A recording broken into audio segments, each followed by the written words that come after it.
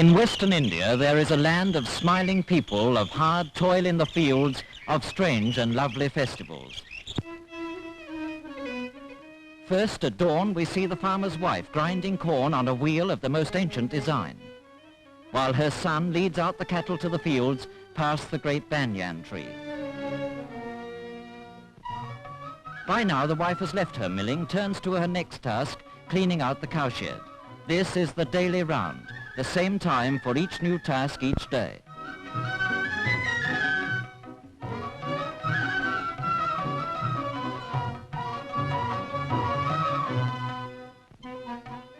The early morning work over, she invites the blessings of the gods on her farmhouse by chalking an auspicious design on the ground. The farmer himself takes out the bullocks to harness them.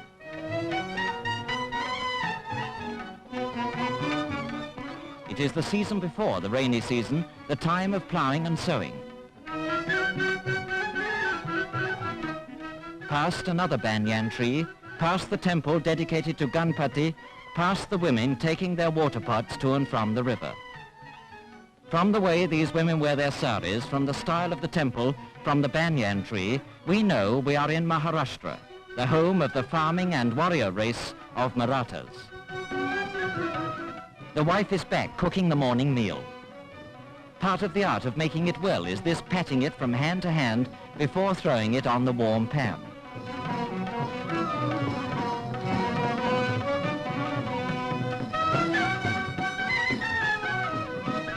Her husband is in the fields and the food must be taken out to him. But there is not only food in those baskets, there are also farming implements. For the women, their domestic duties over, are now ready to work alongside the men in the fields.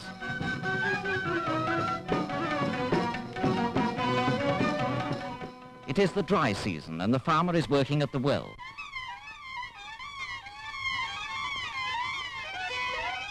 Eight bullocks are harnessed to one of the most primitive forms of irrigation.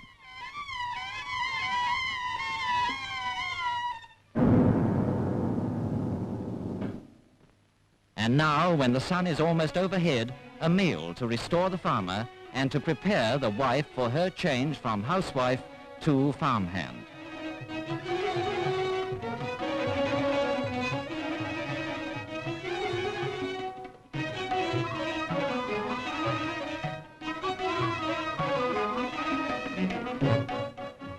Nowadays, one of their most profitable fields is the field of massive cauliflowers.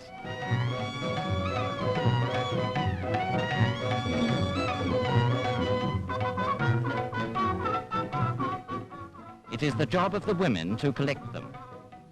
It is the job of the women to get them off to markets.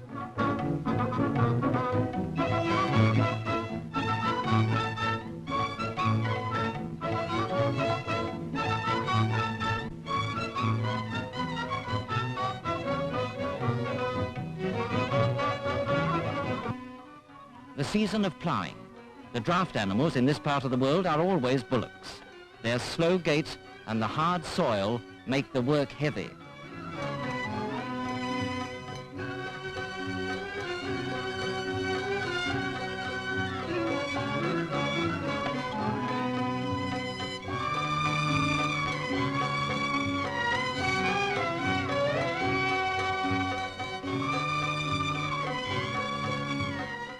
The work of sowing is easier, and the wife joins in.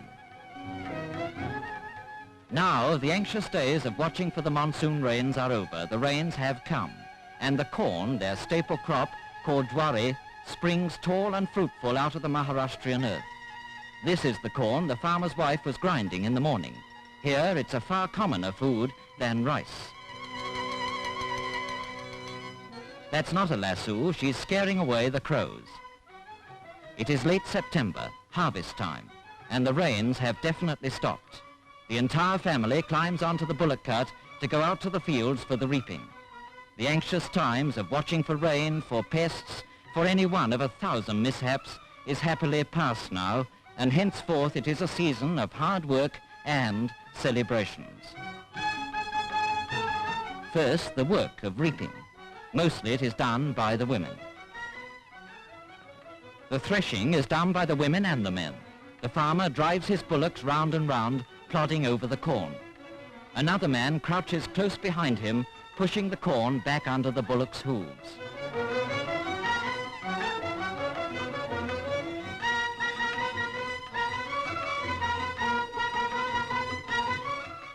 The winnowing is a picturesque sight.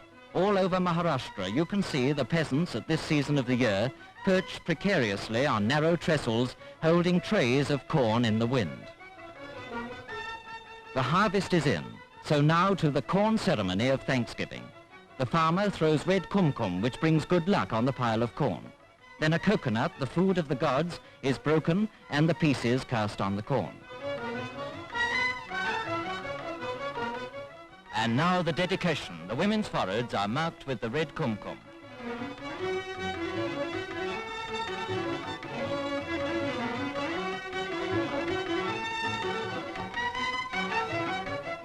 And after the ceremony, back to work, to pouring the corn into sacks ready for market.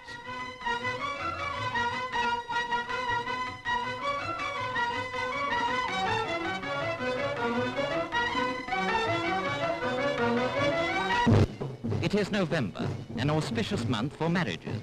The bridegroom, flower-covered, rides to the ceremony on a white mare, and the guests dance with sticks in front of him.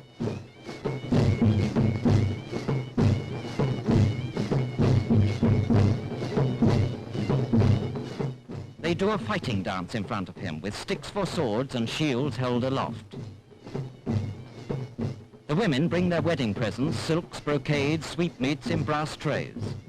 And by the banana plant, the bridegroom dismounts to enter the tent where the guests are assembling. The priest recites, the guests throw rice on the bride and bridegroom. Now the pair have walked their 7 times round. Until this is done, the marriage is not complete, and a woman relative blesses them with rice.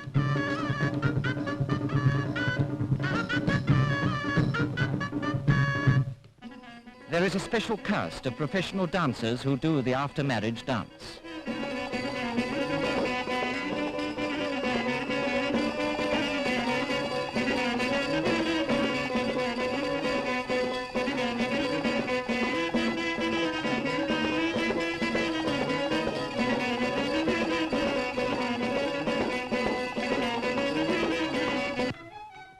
Another after-harvest celebration is the fair. Almost as exciting as they go off on their decorated bullock carts, the wife protests, according to tradition, against taking her own husband's hand in public. But this is a holiday, and some few bold ones may be daring for once.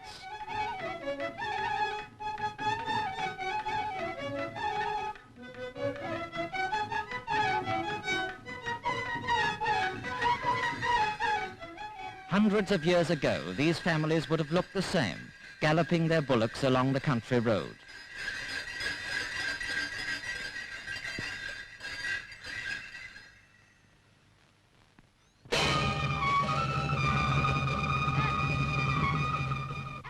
The village where the fair is this year has put on a religious festival.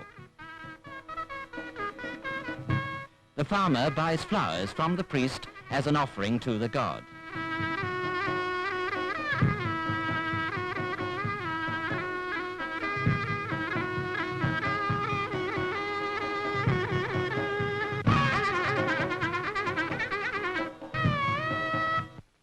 The center of the fair is the cattle market, where some of the hardest bargaining goes on in the entire world.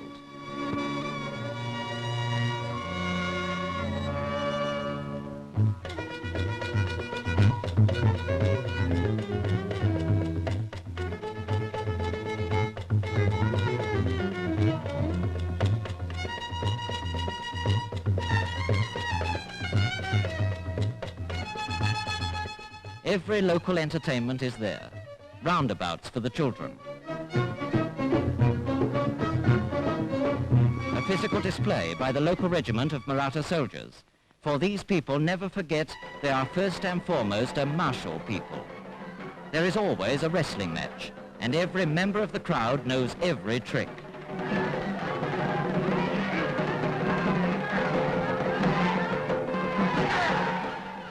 But the farmer's sport, above all others, is the thunderous sport of bullock cart racing. As evening comes, they gather round the troubadour, who sings in rambling verses packed with war and triumph of the most illustrious king in their history, Shivaji the Great.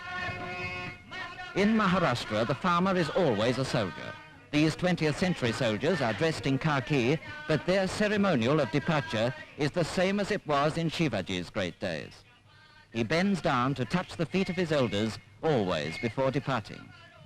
The spirit of the great Shivaji is still in these men, and this is as typical a scene in this fascinating country as the scenes in the fields, at the well, or at the wedding ceremony. And this is a typical song. Oh, you lion-hearted Marathas, never know fear, as your forefathers never knew fear. A typical song and a typical scene in the land of the plowshare and the sword.